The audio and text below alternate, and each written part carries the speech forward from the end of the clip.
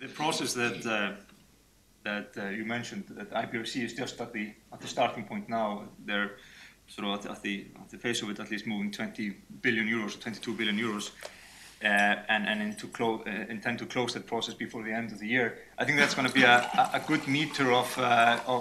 the investors' interest, and just watching the queues that will formulate in the data rooms of those deals is going to be one meter of sort of saying how much is the interest and how much is the,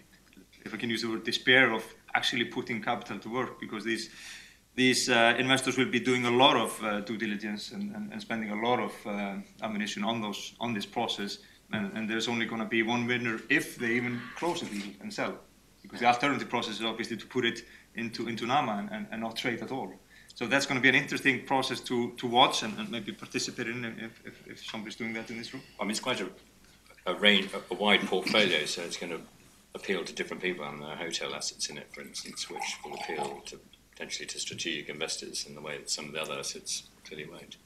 I think there is quite a lot of fatigue amongst investors on some of this bidding process, because it is very time intensive and expensive. So I think they've become more attuned as to how to sort of structure their bids and do try and limit now the work they do initially. And it's almost as though that's sort of recognised by the counterparty the other side. It's almost like sort of choreography of what you have to do to get to the next stage, with various sort of generic assumptions to your pricing.